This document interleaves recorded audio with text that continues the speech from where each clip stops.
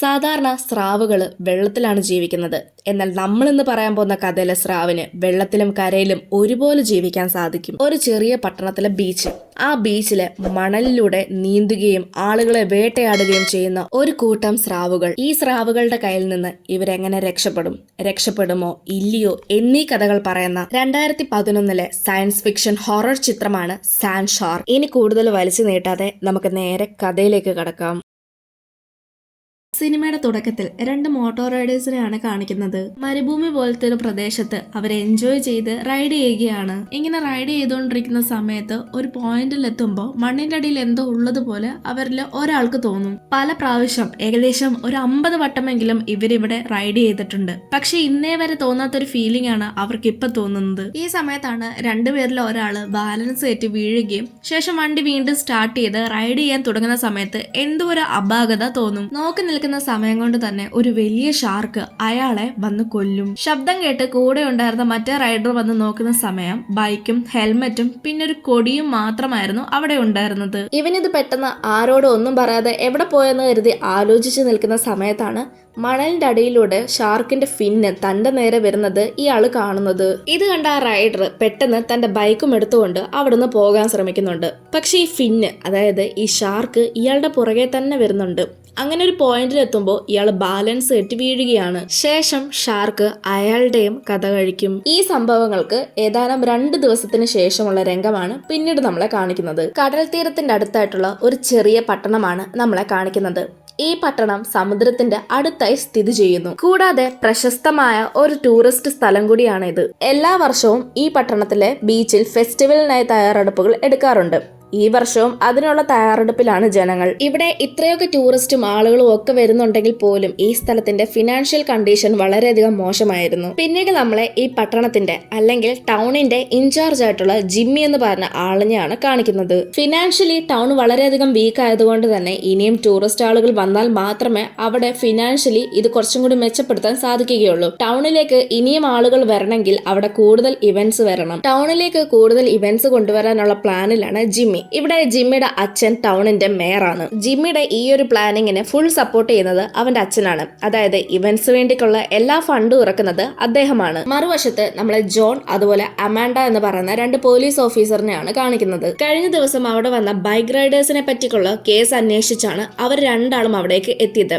ഈ ഒരു സീനിലൂടെ നമുക്ക് മനസ്സിലാക്കാൻ സാധിക്കും ഈ ബൈക്ക് റൈഡേഴ്സ് ബൈക്ക് റൈഡ് ചെയ്തത് ആ ഒരു ബീച്ചിന്റെ സൈഡിലാണ്, അതായത് ഈ പറഞ്ഞ ടൗണിന്റെ സൈഡിലാണ്. അമാൻഡയും ജോണും അവിടെ നിന്ന് എന്തെങ്കിലും തെളിവുകൾ കിട്ടുമോ എന്ന് ചെക്ക് ചെയ്തുകൊണ്ടിരിക്കുന്ന സമയത്താണ് ഹെൽമെറ്റിനുള്ളിൽ ഒരു തല കിട്ടുന്നത്. എന്നാൽ ആ പരിസരത്തായിട്ടോ അല്ലെങ്കിൽ അവിടെ എങ്ങും മറ്റൊരു ബോഡി പാർട്സും ഉണ്ടായിരുന്നില്ല. മാത്രവുമല്ല മണലിലൂടെ എന്തോ ഒരു മൃഗം പോയതിന്റെ അടയാളവും അവർക്ക് കാണാൻ സാധിക്കും. ഇത് രണ്ടും അല്ലാതെ അവരെ അവിടെ ആരെങ്കിലും കൊന്നതിന്റെ ആയിട്ടോ അല്ലെങ്കിൽ എന്തെങ്കിലും മൃഗം വന്നതിന്റെ ആയിട്ടോ പ്രത്യേകിച്ച് ഒരു തെളിവുകളും തന്നെ ഉണ്ടായിരുന്നില്ല. പിന്നീട് നമ്മളെ വീണ്ടും ജിമ്മിയാണ് കാണിക്കുന്നത്. അവനും അവന്റെ അച്ഛനും തീരുമാനിക്കുന്നത് എന്തെന്നാൽ ടൂറിസം വർദ്ധിപ്പിക്കാൻ വേണ്ടിക്ക് ഇവന്റ്സ് ഒക്കെ അവിടെയുള്ള ഒരു ഐലൻഡിൽ വെച്ച് നടത്താമെന്നാണ്. ഐലൻഡ് എന്ന് പറയുമ്പോൾ ആ റൈഡേഴ്സ് മരിച്ചിട്ടുണ്ടായിരുന്ന ആ ഒരു സെയിം ബീച്ചിൽ വെച്ച് നടത്താമെന്നാണ് പറയുന്നത്. അടുത്ത സീനിൽ അമൻഡ സാൻഡി എന്ന് പറയുന്ന ഒരു ഡോക്ടറിനെയാണ് വിളിച്ച് സംസാരിക്കുന്നത്. ഈ ഒരു കേസിനെ പറ്റി അന്വേഷിക്കാൻ വേണ്ടിയാണ് ഈ ഒരു ഡോക്ടറിനെ വിളിച്ച് സഹായം ചോദിക്കുന്നത്. അമൻഡ അവിടെ നടന്ന എല്ലാ കാര്യങ്ങളും സാൻഡിയോട് പറയും. അതായത് ആ ഒരു ബീച്ചിലുണ്ടായിരുന്ന എല്ലാ സംഭവങ്ങളും പറയും. ഈ മൈന്യൂട്ട് ആയിട്ടുള്ള ക്ലൂ ഒക്കെ വെച്ച് എന്തെങ്കിലും ചെയ്യാൻ പറ്റുമോ എന്ന് അറിയാൻ വേണ്ടിയിട്ടാണ് അമാൻഡ ഇതൊക്കെ സാൻഡിയോട് പറയുന്നത്. അടുത്ത സീനിൽ നമ്മളെ വീണ്ടും ആ ഒരു സെയിം ബീച്ചാണ് കാണിക്കുന്നത്. അവിടെ ഒരു കപ്പിൾസ് വന്നിരിപ്പുണ്ട്. ബീച്ചിൽ വന്ന് അവരുടെ ടൈം നല്ലപോലെ സ്പെൻഡ് ചെയ്തുകൊണ്ടിരിക്കുന്ന സമയത്താണ് അവിടേക്ക് വീണ്ടും ആ ഒരു ഷാർക്ക് വന്ന് ആദ്യം ആ പെണ്ണിനെ കൊല്ലും. കുറച്ച് നിമിഷങ്ങൾക്കുള്ളിൽ തന്നെ ആ പയ്യനെയും ഈ ഷാർക്ക് കൊല്ലുകയാണ്. അടുത്ത സീനിൽ ജോണിനെയും അമൻഡയുമാണ് കാണിക്കുന്നത്. കേസിന്റെ അന്വേഷണ ഭാഗമായിട്ട് അവർ ഇടയ്ക്കിടയ്ക്ക് ഇവിടെ വന്ന് പോകേണ്ടതായിട്ടുണ്ട്. ഇങ്ങനെ ആ ഒരു ബീച്ചിന്റെ സൈഡിൽ നിൽക്കുന്ന സമയത്താണ് ഒരു പെൺകുട്ടി അതുവഴി ഓടിപ്പോകുന്നത് ഇവർ രണ്ടാളും കാണുന്നത്. ആ പെണ്ണിന്റെ പുറകില് ഷാർക്കിന്റെ ഫിന്നും വരുന്നത് ഇവർക്ക് കാണാൻ സാധിക്കുന്നുണ്ട്. 2 പോലീസ് ഓഫീസേഴ്സും എത്രയും പെട്ടെന്ന് അവരുടെ അടുത്തേക്ക് ചെല്ലുന്ന സമയത്ത് ശരിക്കും അത് ഒരു കപ്പിളാണ്. അവര് ചുമ്മാ പ്രാങ്കിനായിട്ടാണ് ഇങ്ങനെ ചെയ്തത്. അതേ ബീച്ചിൽ തന്നെ ജിമ്മിയും അയാളുടെ 3 ആളുകളും കൂടി ചേർന്ന് അവിടെ എങ്ങനെയെല്ലാം ഇവന്റ് നടത്താമെന്നുള്ള കാര്യങ്ങളൊക്കെ പ്ലാൻ ചെയ്യുകയാണ്. ഈ സമയമാണ് അവര് ജോണിനെയും അമാൻഡയും കണ്ടുമുട്ടുന്നത്. ജോണിനോട് ജിമ്മി ഇപ്പൊ ഇവിടെ നടക്കാൻ പോകുന്ന ഇവന്റ്സിനെ പറ്റിയും ഫെസ്റ്റിവലിനെ പറ്റിയുള്ള കാര്യങ്ങളൊക്കെ പറയും. ഇത് കേൾക്കുന്ന ജോണിന് അവിടെ ഒരു ഫെസ്റ്റിവലോ അല്ലെങ്കിൽ ഇവന്റോ നടക്കുന്നതിൽ തീരെ താല്പര്യമുണ്ടായിരുന്നില്ല. കാരണം കഴിഞ്ഞ വർഷവും ഇതുപോലെ ഇവന്റ് ഫെസ്റ്റിവലോ ഒക്കെ നടത്തിയ സമയത്ത് കുറേയധികം ടൂറിസ്റ്റ് ആളുകൾ വന്നതാണ്. എന്നാൽ അതിൽ കുറെ പേര് മരിക്കുകയും ചെയ്തിട്ടുണ്ടായിരുന്നു. ഇവര് ഇതിനെപ്പറ്റി ഇങ്ങനെ സംസാരിച്ചുകൊണ്ടിരിക്കുന്ന സമയത്താണ് മറുവശത്ത് നമ്മൾ നേരത്തെ കണ്ട ആ ഒരു കപ്പിളില്ലേ, അതിൽ ആ പയ്യൻ സർഫിങ് ചെയ്യാനായിട്ട് കടലിലേക്ക് ഇറങ്ങുന്നത്. പക്ഷേ സർഫിങ് ചെയ്തുകൊണ്ടിരിക്കുന്ന സമയത്ത് പെട്ടെന്നൊരു ഷാർക്ക് വന്ന് അവനെ കൊല്ലുകയാണ് ചെയ്യുന്നത്. ഇത് കണ്ട് അവന്റെ ഗേൾ ഫ്രണ്ട് ഇക്കാര്യം ജോണിന്റെ അടുത്തും ജിമ്മിയുടെ അടുത്തും എല്ലാവരുടെ അടുത്തും വന്ന് പറയുകയാണ്. ആ പോലീസ് ഓഫീസേഴ്സ് അവിടേക്ക് വന്ന് നോക്കുന്ന സമയത്ത് അവളുടെ ബോയ് ഫ്രണ്ട് ഉള്ളതായിട്ട് ഒരു അടയാളം പോലും ഉണ്ടായിരുന്നില്ല. ഷാർക്ക് വന്ന് അവനെ പിടിച്ചോണ്ട് പോയെന്ന് അവള് പറയുമ്പോൾ അവിടെ ഷാർക്കിനെ പോലും കാണാനില്ല. പിന്നെ അവൻ ഇത് എവിടെ പോയെന്ന് നോക്കി നിൽക്കുന്ന സമയത്താണ് ആ പെണ്ണിനെ പെട്ടെന്നൊരു ഷാർക്ക് വന്ന് എടുത്തുകൊണ്ട് പോകുന്നത്. അതും ഇവർക്ക് എല്ലാവരുടെയും മുൻപിൽ വെച്ച്. അടുത്ത സീനില് പോലീസ് ഓഫീസേഴ്സും ജിമ്മിയും അവന്റെ കൂട്ടാളികളും എല്ലാവരും കൂടി വന്ന് മേയറിനോട് ഈ കാര്യങ്ങളെല്ലാം പറയുകയാണ്. അതായത് അവിടെയുള്ള ഒരു ഷാർക്കിനെ പറ്റി പറയുകയാണ്. ഇങ്ങനെ ഒരു അവസ്ഥയിൽ അവിടെ ഇപ്പൊ ഫെസ്റ്റിവലോ ഇവന്റ്സോ എന്തെങ്കിലും നടത്തി കഴിഞ്ഞാൽ അത് ജനങ്ങളുടെ ജീവന് തന്നെ ആപത്താണ്. അതുകൊണ്ട് കുറച്ചു നേരത്തേക്കെങ്കിലും ആ ഒരു ബീച്ച് ഫുള്ളും ക്ലോസ് ചെയ്യുന്നതായിരിക്കും എല്ലാവർക്കും നല്ലത്. ശേഷം ആ ഷാർക്കിനെ ഇല്ലാതാക്കണം. എങ്കിൽ മാത്രമേ ഇതിനൊരു സൊല്യൂഷൻ ആവുകയുള്ളൂ. അങ്ങനെ 24 മണിക്കൂറത്തേക്ക് ഈ ഒരു ബീച്ച് ക്ലോസ് ചെയ്തിടാമെന്ന് അവർ തീരുമാനിക്കും. ഈ 24 മണിക്കൂറിന്റെ ഇടയിൽ വേണം ഈ ഷാർക്കിനെ എന്തെങ്കിലും ചെയ്യാൻ.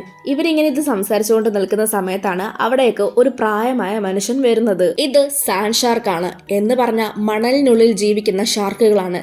ഇതിനെ കൊല്ലാൻ എനിക്ക് നിഷ്പ്രയാസം സാധിക്കും. പക്ഷേ അതിനെ ഞാൻ കൊല്ലണമെന്നുണ്ടെങ്കിൽ നിങ്ങൾ എനിക്ക് $10,000 തരണം എന്ന് പറഞ്ഞാൽ ഏകദേശം 9 ലക്ഷത്തിന്റെ അടുത്ത് വരും. ഞാൻ പറഞ്ഞ ഈ തുക നിങ്ങൾ എനിക്ക് തരാൻ തയ്യാറായാൽ ഞാൻ നിങ്ങൾക്ക് വേണ്ടി ആ ഷാർക്കിനെ കൊല്ലാം. ഇത് കേൾക്കുന്ന മേയർ അയാളുടെ ഓഫർ നിരസിക്കും. അടുത്ത സീനില് നമ്മളെ ഒരു ലാബാണ് കാണിക്കുന്നത്. ആ 2 പോലീസ് ഓഫീസേഴ്സും അവർക്ക് കിട്ടിയ ബോഡി പാർട്സ് എല്ലാം എടുത്തുകൊണ്ട് വന്ന് അതിനെ എക്സാമിൻ ചെയ്യുകയാണ്. മറുവശത്ത് 2 പേര് സാൻഡ് ഷാർക്കിനെ അന്വേഷിച്ചിറങ്ങിയിരിക്കുകയാണ്. കാരണം എങ്ങാണോ അതിനെ പിടിച്ചു കിട്ടിക്കഴിഞ്ഞാൽ അത് ഉപയോഗിച്ച് ഇവർക്ക് മേയറിന്റെ കയ്യിൽ നിന്ന് പൈസ വാങ്ങാൻ വേണ്ടിയിട്ടാണ്. അന്വേഷണത്തിന്റെ അവസാനം അവർ ആ ഷാർക്കിനെ കാണും. പക്ഷെ ഈ ഷാർക്ക് ഇവര് പ്രതീക്ഷിച്ചതിൽ അപ്പുറമാണ്. ജീവനും കൊണ്ട് അവിടെ നിന്ന് രക്ഷപ്പെട്ട് അവര് കരയിലേക്ക് എത്തും. പക്ഷെ കരയിലെത്തിയിട്ടും ഈ ഷാർക്ക് അവരെ വെറുതെ വിട്ടില്ല. ഇത് അവരെ കൊല്ലും. പിറ്റേന്ന് പോലീസ് ഓഫീസേഴ്സ് ഇതറിഞ്ഞ് അവിടേക്ക് എത്തുന്ന സമയത്ത് അവർക്ക് ആകെ കിട്ടുന്നത് ഈ 2 പേർക്ക് കൈകൾ മാത്രമാണ്. ഇതേ സമയം തന്നെയാണ് അവിടെ മറുവശത്തായിട്ട് ജിമ്മിയും അയാളുടെ ടീമും അവിടെ നിൽക്കുന്നത് ഈ പോലീസ് ഓഫീസേഴ്സ് കാണുന്നത്. അമാൻഡ ജിമ്മിയുടെ അടുത്ത് വന്നൊക്കെ അയാളുടെ അടുത്ത് ശകാരിക്കും. കാരണം ഓൾറെഡി തന്നെ മേയർ പറഞ്ഞതാണ് 24 മണിക്കൂറത്തേക്ക് ബീച്ച് എല്ലാം ക്ലോസ് ചെയ്തിടും എന്നുള്ള കാര്യം. എന്നിട്ടും ജിമ്മി എന്തിനാണ് ഇവിടെ വന്നത് എന്ന് ചോദിച്ചാണ് അമാൻഡ ഷൗട്ട് ചെയ്യുന്നത്. പോലീസ് ഓഫീസേഴ്സിനൊപ്പം സാൻഡിയും ഉണ്ടായിരുന്നു. അവിടെ നിന്ന് എന്തെങ്കിലും കിട്ടുകയാണെങ്കിൽ അതൊക്കെ കളക്ട് ചെയ്യാൻ വേണ്ടിയിട്ടാണ് സാൻഡിയെ കൊണ്ടുവന്നത്. അങ്ങനെ സാൻഡിക്ക് ബീച്ചിൽ നിന്ന് ഷാർക്കിന്റെ ഒരു പല്ല് കിട്ടും. ഇവിടെ വെച്ചിട്ടാണ് നമുക്ക് മനസ്സിലാവുന്നത് സാൻഡി ഒരു വെറ്റിനറി ഡോക്ടറാണ്. എന്തായാലും സാൻഡി കിട്ടിയ ഷാർക്കിന്റെ പല്ല് വെച്ച് എക്സാമിൻ ചെയ്യും.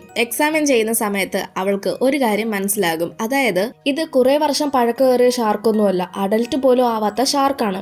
എന്നാൽ ഇതിന് എന്തോ ഒരു മ്യൂട്ടേഷൻ സംഭവിച്ചിട്ടുണ്ട്. അതുകൊണ്ടാണ് ഇതിന്റെ സൈസിനൊക്കെ വ്യത്യാസം വന്നിട്ടുള്ളത്. പിറ്റേ ദിവസം ആയിരിക്കുകയാണ്. ജിമ്മിയും കൂട്ടാളികളും കൂടി ചേർന്ന് ഒരു വലിയ ഷാർക്കിനെ പിടിച്ചിട്ടുണ്ട്. അത് ആ ഒരു സാൻഡ് ഷാർക്ക് ആണെന്ന് പറഞ്ഞിട്ടാണ് ഇവരെ എല്ലാവരെയും കോൾ ചെയ്യുന്നത്. അങ്ങനെ ജോണും സാൻഡിയും അമേണ്ടയും ഒക്കെ അവിടേക്ക് എത്തും. പക്ഷേ ഇതാ സാൻഡ് ഷാർക്ക് ആണോ എന്നറിയാൻ വേണ്ടിയിട്ട് സാൻഡി അതിനെ ചെക്ക് ചെയ്ത് നോക്കും. അതായത് നേരത്തെ സാൻഡിക്ക് കിട്ടിയ ആ ഒരു പല്ല് ഉപയോഗിച്ചിട്ടാണ് ചെക്ക് ചെയ്യുന്നത്. പക്ഷേ ഇത് വെറും സാധാരണമായ ഒരു ഷാർക്കാണ്. നേരത്തെ പറഞ്ഞിട്ടുള്ള മ്യൂട്ടേഷൻ സംഭവിച്ചിട്ടുള്ള സാൻഡ് ഷാർക്ക് അല്ല. അങ്ങനെ ജിമ്മിയുടെ പ്ലാൻ പൊളിയുകയാണ്. ശരിക്കും പറഞ്ഞാൽ ജിമ്മി ഇവിടെ തന്റെ ആളുകളെ ഉപയോഗിച്ചിട്ട് സാധാരണ ഷാർക്കിനെ പിടിച്ചിട്ട് ഇതാ ഒരു സാൻഡ് ഷാർക്ക് ആണെന്ന് പറഞ്ഞതിന് ശേഷം ഇവന്റ് നടത്താൻ വേണ്ടിയിട്ടാണ് ഇങ്ങനെയൊക്കെ ചെയ്തത്. അത് മാത്രമല്ല, അന്ന് രാത്രി 2 പേര് ഷാർക്കിനെ അന്വേഷിച്ചു പോയി അവർ മരണപ്പെട്ടത് നമ്മൾ കണ്ടിട്ടുണ്ടായിരുന്നു.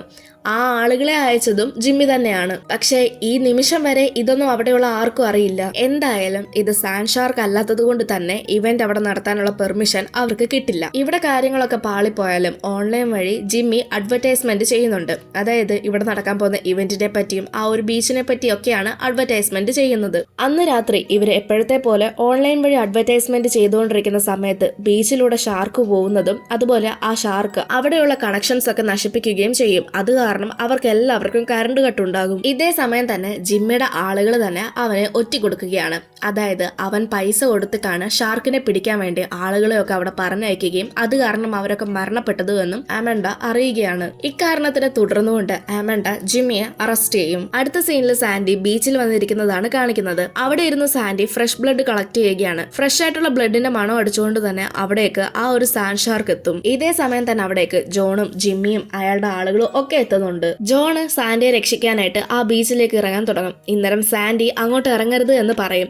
അങ്ങനെ തന്ത്രപരമായിട്ട് സാൻഡി ആ ഷാർക്കിൽ നിന്ന് എങ്ങനെയൊക്കെ രക്ഷപ്പെടും. ജിമ്മിയുടെ ഒപ്പം അയാളുടെ അച്ഛനും ഉണ്ട്. പക്ഷെ അയാൾക്ക് ഇതിനെപ്പറ്റി ഒരു ഗൗരവവുമില്ല. അതായത് ഈ സാൻഡ് ഷാർക്കൊക്കെ ഇപ്പൊ എന്ത് ചെയ്യണമെന്നുള്ള മട്ടിലാണ് അയാൾ പെരുമാറുന്നത്. ശേഷം മേയർ ബീച്ചിലേക്ക് ഇറങ്ങിയതും ആ സാൻഡ് ഷാർക്ക് അയാളെ കൊല്ലും. ഇതേ സമയം തന്നെ ബീച്ചിലൂടെ ഒരു ഫിഷർമാൻ നടന്നു വരുന്നതും നമുക്ക് കാണാൻ സാധിക്കും. അയാളെ ശരിക്കും ഏർപ്പാടാക്കിയത് ജിമ്മി തന്നെയാണ്. കാരണം കണക്ഷൻസ് കട്ടായതുകൊണ്ട് അയാളെ കൊണ്ട് കണക്ഷൻ വീണ്ടും റീകണക്ട് ചെയ്യാൻ വേണ്ടിയാണ് ജിമ്മി പറഞ്ഞയച്ചത്. എന്നാൽ കാര്യത്തിന് ഗൗരവം മനസ്സിലായതുകൊണ്ടും അതോടൊപ്പം തന്നെ ഇപ്പൊ നിലവില് അവിടെ ഷാർക്ക് ഉള്ളതുകൊണ്ടും ജിമ്മി അയാളോട് എത്രയും പെട്ടെന്ന് അവിടെ നിന്ന് പോകാൻ പറയും. എന്നാൽ അയാൾക്കത് കേൾക്കാൻ സാധിക്കുന്നുണ്ടായിരുന്നില്ല. കണക്ഷൻസ് കൊടുത്തോണ്ടിരിക്കുന്ന സമയത്ത് ഷാർക്ക് വന്ന് അയാളെ കൊല്ലാൻ നോക്കിയതും ഷാർക്കും അയാളും ബ്ലാസ്റ്റ് ആകും. ഇത് കാണുമ്പോൾ എല്ലാവരും വിചാരിക്കുന്നത് അങ്ങനെ ഈ സാൻഡ് ഷാർക്കിന്റെ ശല്യം അവസാനിച്ചു. ജിമ്മിക്കാണേലെ ഇപ്പൊ നല്ല സന്തോഷവുമുണ്ട്. ഫെസ്റ്റിവലും ഇവന്റും ഒക്കെ നടത്താമെന്നുള്ള പ്ലാനിങ്ങിലാണ്. എന്നാൽ മറുവശത്ത് സാൻഡി ഈ ബ്ലാസ്റ്റ് ആയ ഷാർക്കിന്റെ ബോഡി പാർട്സ് എടുത്തുകൊണ്ട് പോയി ലാബിൽ ടെസ്റ്റ് ചെയ്ത് നോക്കും. ടെസ്റ്റ് ചെയ്ത് നോക്കുമ്പോൾ ഒരു കാര്യം മനസ്സിലാകും.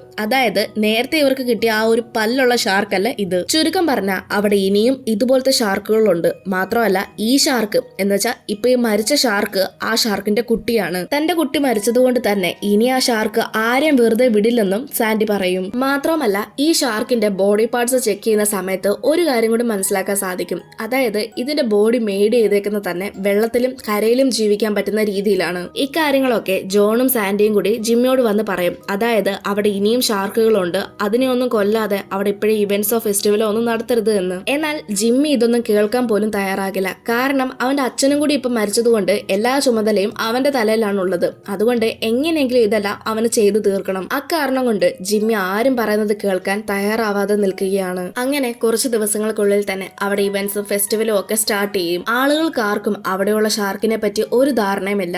ഈ സമയമാണ് ജിമ്മി തന്റെ അസിസ്റ്റന്റിനെ കിസ്സും ചെയ്തുകൊണ്ട് അവിടെ നിൽക്കുന്നത്. ഇത് കണ്ടുകൊണ്ട് അമാൻഡ അവിടേക്ക് വരികയും അവള് ഇത് കണ്ട് ദേഷ്യപ്പെട്ട് അവിടുന്ന് പോവുകയും ചെയ്യും. കാരണം അവൾക്ക് ജിമ്മിയെ ഇഷ്ടമായിരുന്നു. അമാൻഡ അവിടെ നിന്ന് പോയ അതേ സമയം തന്നെ ജിമ്മിയുടെ അസിസ്റ്റന്റിനെ ആ ഒരു ഷാർക്ക് വന്ന് കൊല്ലും. ഇന്നരമാണ് ജിമ്മിയുടെ 2 കൂട്ടാളികളും അവിടേക്ക് വരുന്നത്. ഇത് കണ്ട അവര് ഇതെല്ലാം നമുക്ക് പെട്ടെന്ന് റിപ്പോർട്ട് ചെയ്യാം, അങ്ങനെ ഇവന്റ് ക്ലോസ് ചെയ്യാമെന്ന് പറയുന്നുണ്ട്. പക്ഷെ ജിമ്മി അതിന് തയ്യാറാവില്ല. ജിമ്മി ആ ബോഡി അവിടെ നിന്ന് ഹൈഡ് ആക്കാമെന്ന് പറയും. ആ 2 പേരില് ഒരാൾ ഇതിന് സമ്മതിക്കും. എന്നാൽ ആ പെണ്ണ് അതിന് സമ്മതിക്കില്ല. അതുകൊണ്ട് അവന്റെ തലയ്ക്ക് ആ പെണ്ണ് ഒരടി കൊടുത്തതിന് ശേഷം അവിടുന്ന് വലിച്ചുകൊണ്ട് പോകും. ഇങ്ങനെ അവനെ വലിച്ചുകൊണ്ട് പോകുന്ന സമയത്ത് അവിടേക്ക് ആ ഷാർക്ക് വരികയും പേടിച്ച ആ പെണ്ണ് അവനെ ആ ഷാർക്കിന് ഇട്ടുകൊടുക്കുകയും ചെയ്യും. ശേഷം ആ പെണ്ണ് വാനിൽ കയറി സേഫ് ആയിട്ടിരിക്കും. മറുവശത്ത് ഇക്കാര്യങ്ങളൊന്നും അറിയാതെ എല്ലാവരും ഫെസ്റ്റിവലും ഇവന്റും ഒക്കെ എൻജോയ് ചെയ്യുകയാണ്. ഇന്നരമാണ് അവിടേക്ക് ഷാർക്ക് വന്ന് അവരെ എല്ലാവരെയും അറ്റാക്ക് ചെയ്യുന്നത്.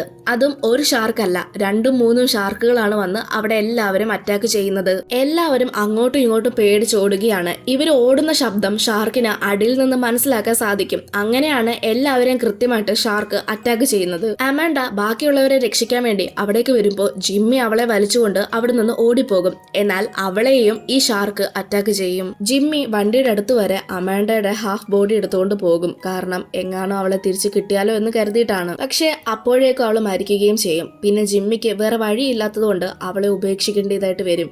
മറുവശത്ത് സാൻഡിയെയും ജോണിനെയുമാണ് കാണിക്കുന്നത്. അവരെങ്ങനെയൊക്കെ ആ ഷാർക്കിന്റെ കയ്യിൽ നിന്ന് രക്ഷപ്പെടും. അടുത്ത സീനില് ബാക്കിയുണ്ടായിരുന്ന ആളുകളെയൊക്കെ എങ്ങനെയൊക്കെ അവർ സേഫ് ആക്കുന്നതാണ് കാണിക്കുന്നത്. ഇതേ സമയമാണ് നമ്മൾ അന്ന് കണ്ട ആ വയസ്സായ വ്യക്തി അവിടേക്ക് വരുന്നത്. ഇപ്രാവശ്യം അയാൾ തന്നെ സ്വയം വന്ന് സഹായിക്കാമെന്ന മട്ടിലാണ് വന്നത്. അയാൾക്ക് ഈ ഷാർക്കുകളെ പറ്റി ഒരുപാട് കാര്യങ്ങൾ അറിയാം.